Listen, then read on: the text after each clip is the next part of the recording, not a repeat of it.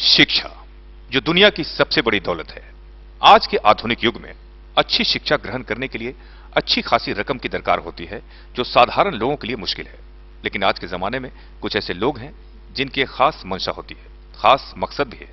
जी हां, हम बात कर रहे हैं ऐसे ही एक शख्सियत की, एक इंसान की, जिनका मकसद है बच्चों को मुफ्त शिक्षा देने की। और वो शख्स हैं हाफिज अब्दुल मन्नान। अब्दुल मन्नान जो भी कमाते हैं उसका ज्यादातर हिस्सा बच्चों को मुफ्त शिक्षा देने में लगाते हैं। ये 4 वर्षों से छात्र छात्राओं को, जो आर्थिक रूप से कमजोर हैं, उनके पढ़ने के लिए जगह, किताबें इत्यादि का इंतजाम करते हैं और खुद तालीम देते हैं।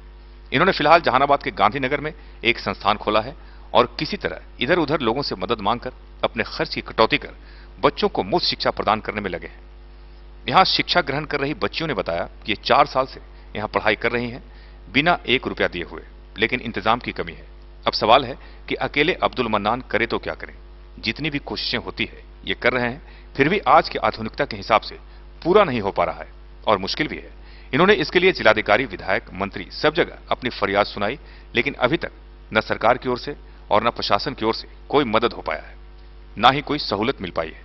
हाफिज अब्दुल मन्नान परेशान तो रहते हैं, लेकिन इनके मन में इस बात की खुशी है कि जिस मकसद में ये लगे हैं, जितनी मेहनत कर रहे हैं, एक न एक दिन कामयाबी जरूर मिलेगी।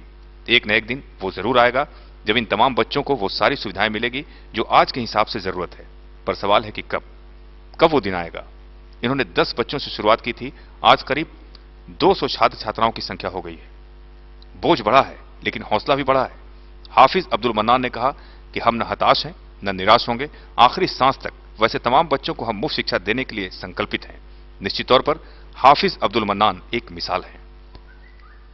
चंदन मिश्रा के साथ एसके मिर्जा, आजकल के लिए। हमारे मदरसा 3-4 साल से यहाँ चल रहे हैं और हाफिज जी हमें एहसानमंद है कि जो अच्छे तालीम दे रहे हैं और तालीम के लिए 1 पैसे भी नहीं ले रहे हैं हाफिज जी, जिसके लिए। और यहाँ हमारे पास भवन भी नहीं है, जिसकी हमें मांग है। भवन चाहिए और बैठने के लिए बेंच चाहिए, कंप्यूटर चाहिए और जो स्कूल का जो राशि चाहिए, छात्रवृत्ति चाहिए, पैसा जो सरकार तरफ से जो आता है वो हम लोग को चाहिए।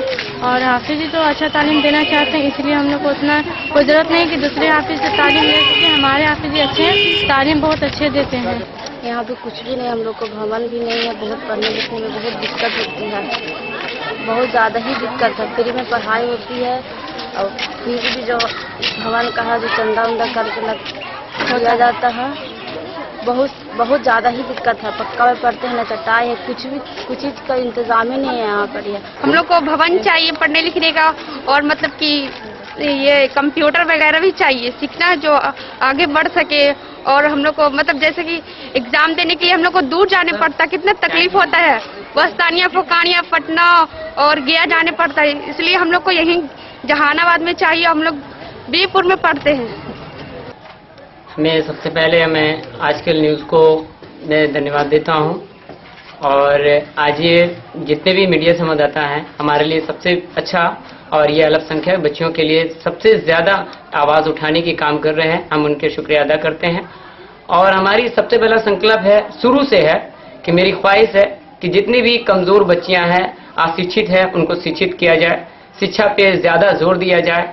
और हमने 4 सालों से ये शिक्षा का सिलसिला जारी किया और इस सिलसिला में काफ़ी लोग हमारे से जुड़े, लेकिन हमारे पास आर्थिक जो मामला है, जो ये सहूलत देने के लिए जो मामला है, वो सहूलत हमें मिल नहीं पा रही है। मैं सरकार से दरख्वास्त करता हूं कि वो हमारी मदद करे।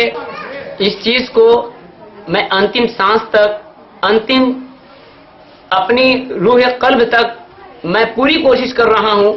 अंतिम सांस तक इन बच्चियों को आर्थिक जहां तक हो सकेगा शिक्षा के ऊपर पूरा खरा उतरेंगे और पूरी कोशिश करेंगे कि इन बच्चियों को शिक्षा के ऊपर ज्यादा से ज्यादा हम पूरा ध्यान दें।